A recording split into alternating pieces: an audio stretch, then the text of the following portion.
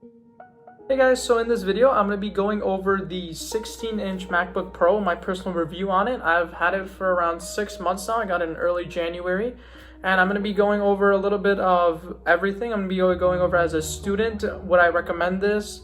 As a coder, would I recommend this?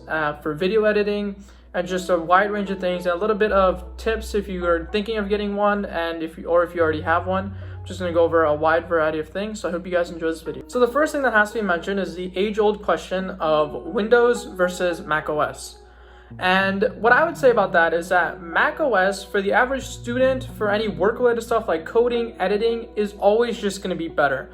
In terms of usability, Apple's integration into their ecosystem, their UI, it's always just going to be better. And you have editing software such as, Final Cut Pro, you have coding software like Xcode, that you could not get on Windows, and that's why you love Mac OS.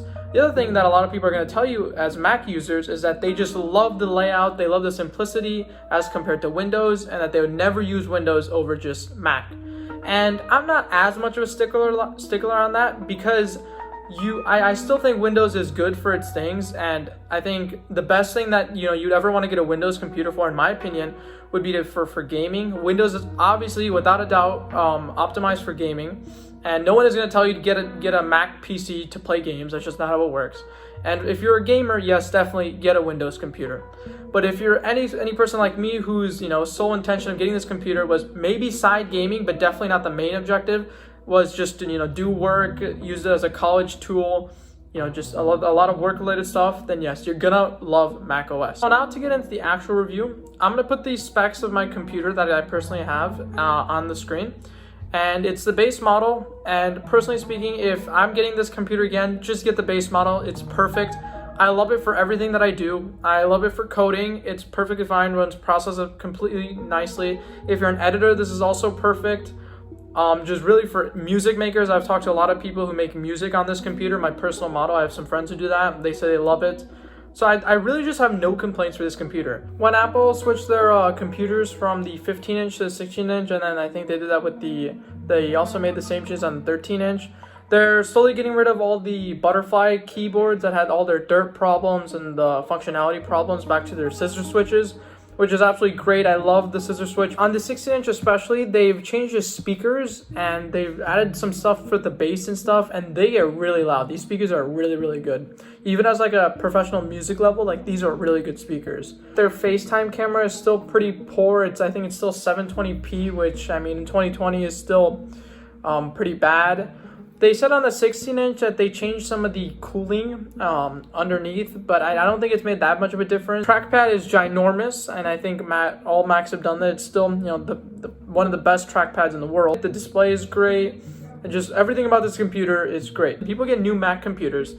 They keep complaining that my computer is getting hot. Should I be worried? And let me give a little bit of disclaimer here. Your computer will get hot. Yes, it will get hot to the point that you probably cannot keep it on your lap without it burning you, if you don't have anything to cover your laps.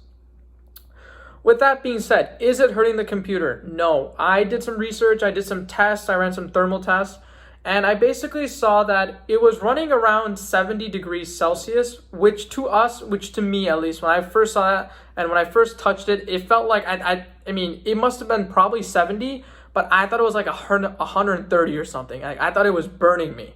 And, after I did some actual tests, I looked at the numbers. You see that, 70 is actually not that bad. It's pretty average for AMD processors. And for Macs, it's actually, not bad at all, because their cooling is just built in that way. And even some high-end Windows computers run for 70 degrees Celsius, so it's not the worst thing. It's going to get hot, and I'll tell you right now, don't come into it and then just, say, oh, my fans are not ramping up, this and this. What Apple is trying to do is that the fans don't turn on until it hits like a certain temperature. And for some reason, Apple has made it so that temperature is really high before the fans start ramping up. And through some software, I've learned that you can change this. You can go into the computer there's some softwares that you can download. You go into the computer, you can change it the temperature at which the fans start ramping up. And this is really good. I mean, this has caused a pretty significant difference in temperature. Not in the long run, because at the end of the day, it's still going to run at a certain temperature, even with your max fans running. But at that point where it's building up heat and your fans are just dead silent, they're not even turning on, you can change that. You can make it much more optimized. After buying a MacBook Pro, I learned there was something new that when I was looking into the computer, I didn't know of at all. There's a very, very easy way of switching from Mac OS to Windows. It's almost integrated for completely free. Apple gives us software, it's called Boot Camp. Basically what it does is it allows you to partition your hard drive that you have for Mac OS and a certain amount of space, whether it be 100, 200 gigabytes, however much you want, allocated around for Windows. What this allows you to do is if you restart your computer, it gives you the option, do you want to go to Windows or do you want to go to Mac OS? This for me was an absolute game changer. As someone who plays games on the side, I like that I could go to Windows and just play all my games, download everything on the Windows end, and then switch back over if I want to do anything work related and be completely free of my game. This was an even bigger thing because Mac OS limits the amount of games that you can play on Steam, on everything. Steam will say that you can only play this on Windows. Some games will say that you can't play it on the newest update on Mac OS. And if you just download the games on Windows, all those problems go away.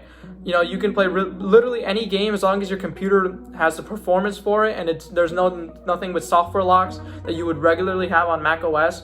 And that was just an absolute game changer for me. Here's what I'll say if you're a student. If you're a student and you have no intention of doing anything very heavy, if you have no intention of doing anything with photo, with editing, with coding, even music making at some point, I wouldn't buy the 16-inch. I think mine was $2,400. You definitely do not need that kind of performance.